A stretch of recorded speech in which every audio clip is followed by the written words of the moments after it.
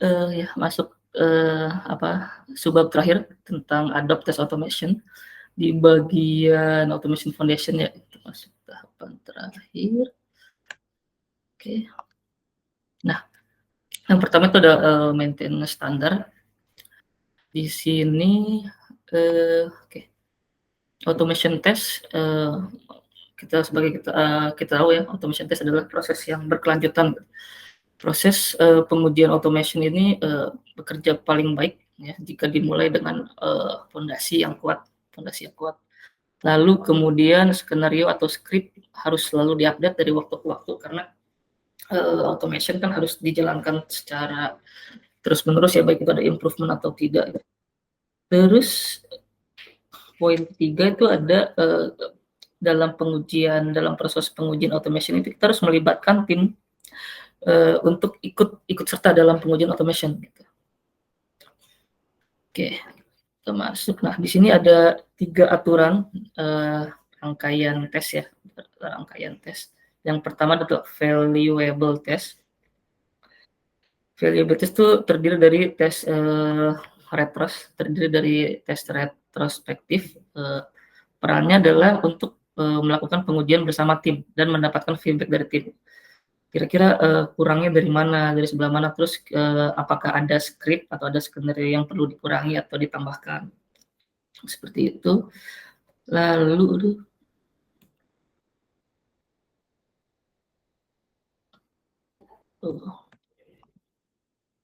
Lalu kita juga harus memprioritaskan kualitas dibandingkan kuantitas.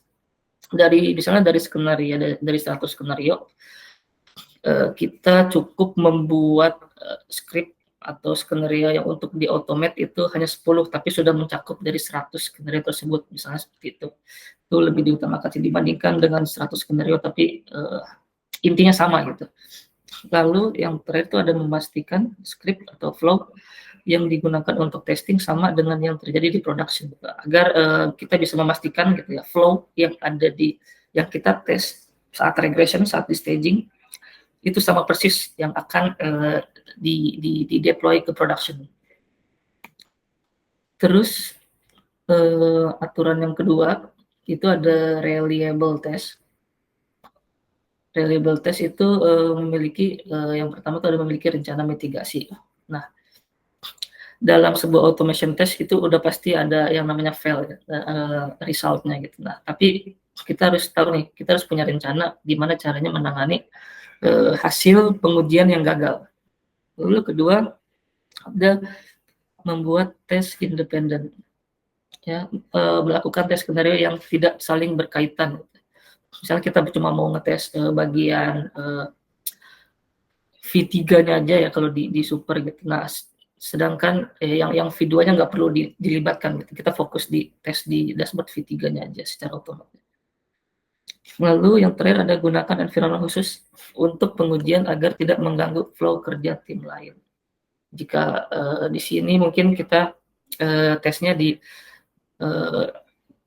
staging gitu, di staging ya, agar nggak mengganggu kerja flow yang tim dev lakuin gitu ya di environment dev. Kemudian ada fast test. Nah, di sini udah uji paralel ya, multiple test yang dilakukan di NV yang berbeda. Lalu ada limit testing in the UI. Kita juga harus tahu batasan-batasan pengujian di UI sampai mana aja sih gitu, untuk automation. Batas benar atau salahnya hasil pengujian juga kita harus tahu. Gitu. Lalu masuk ke poin keduanya itu adalah make a maintenance plan, di mana kita juga di sini fungsinya adalah kita harus merencanakan apa sih yang akan dikembangkan dari sebuah tes automate. Yang pertama adalah menambahkan tes. Nah, dalam pengujian itu akan ada selalu yang namanya improvement atau ada fitur baru. Nah, itu makanya kita harus menambahkan skenario baru akan selalu ada untuk terus diuji. Menambahkan kira-kira ada improvement apa aja nih yang belum tercakup di dalam automation. Lalu yang kedua ada bekerja sama untuk membahas tentang cara menguji fitur. Nah, kira-kira ini fiturnya tentang apa sih, terus bagaimana cara mengoperasikannya. Makanya kita harus tahu dulu flow fitur yang akan dites, baru kita bisa jalanin automation. Lalu ada update test. Nah, di sini selain tadi menambahkan skenario, kita juga harus mengupdate skenario atau script yang sudah ada sebelumnya dengan melakukan pembaharuan dalam flow skenario pengujian. Ya, pengujian juga butuh yang namanya data pengujian baru, lalu skenario yang tidak digunakan juga harus dihapus. Gitu ya. Terus yang terakhir ada fixing failures atau fixing bugs ya, fixing kegagalan di automation. Ini ada automation pasti akan selalu menemukan case fail dan nah, bagaimana kita memastikan tes yang fail itu berhasil menjadi pas. Terus ada mitigating failures, ya, menjalankan ulang automation yang tadi yang mengalami kegagalan kita harus jalan ulang di mana sih letak gagalnya gitu, bagian flow mana. Terus kita juga jika sudah tahu itu fail, kita juga harus melakukan investigasi terkait intermittent yang kerap terjadi di production. Misalnya di staging itu sudah aman, tapi ketika di production ada saja beberapa user yang komplain tentang temuan-temuan atau bugs-bugs yang ditemukan yang sebelumnya itu sudah nggak ada gitu. Nah, kita harus investigasi kenapa ini bisa kejadian lagi. Oke, terus kita masuk ke use continuous CI. Intinya CI ini adalah mengizinkan pengujian otomatis dijalankan berulang kali. Nah, kalau di kita, kalau yang kita lagi buat itu kita kan menggunakan GitLab Mas ya, menggunakan GitLab. Nah, perubahan kode CI itu akan dipicu jika ada perubahan code gitu. Nah, kalau ada perubahan code secara otomatis maka di CI ini juga akan berubah. Nah, di sini juga menjelaskan memilih solusi CI ya. Pertama ada biayanya, terus mudah untuk digunakan, kemudian maintenance-nya, lalu apakah support dengan bahasa yang digunakan developer. Kalau di kita kan menggunakan GitLab ya. Nah, kalau yang di video ini contoh menggunakan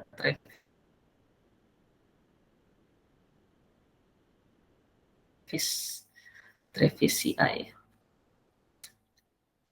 Terus ini ada bisa code coverage. Oke. Code coverage ya, coverage adalah salah satu metrik yang paling populer untuk analisis pengujian automation. Nah, diukur cakupannya itu coverage-nya diukur dengan berapa banyak sih kode yang digunakan dalam pengujian. Terus ini biasanya juga cakupan code coverage juga bersifat open source ya. Bersifat open source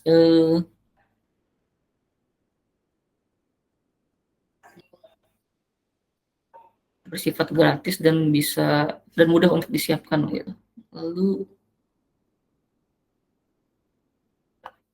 ini, nah, untuk menggunakan code coverage itu kita perlu install install coverage tool, install alat cakupan, kemudian menggunakan file uji, terus generate coverage report, menghasilkan report cakupan.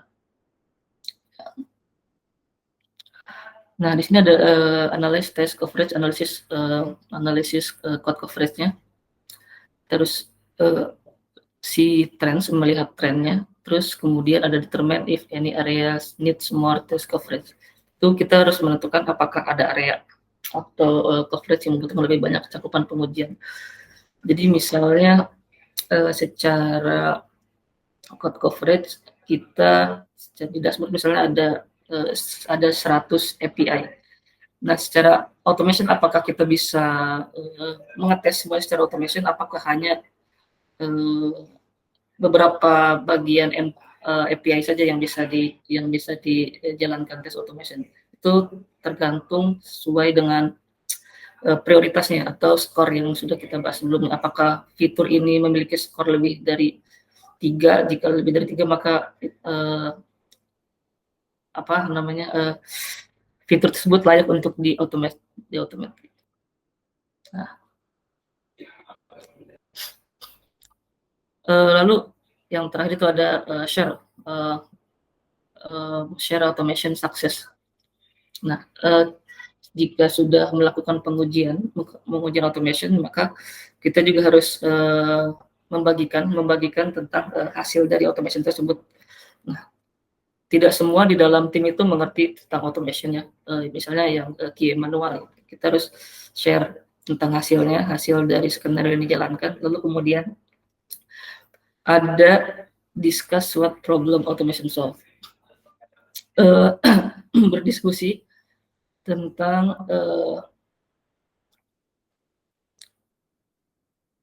apa sih masalah automation yang perlu kita solve gitu. Nah, itu harus saling diskusi bersama tim. Lalu ada automation success story.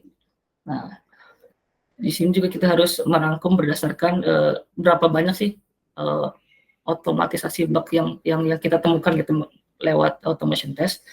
Lalu how many hours automate, berapa waktu yang bisa kita save gitu, yang bisa kita hemat dalam menjalankan automation test. Misalnya secara manual biasanya kita testing selama 8 jam atau 6 jam end to end ya. Nah, secara automation kita bisa save berapa lama gitu.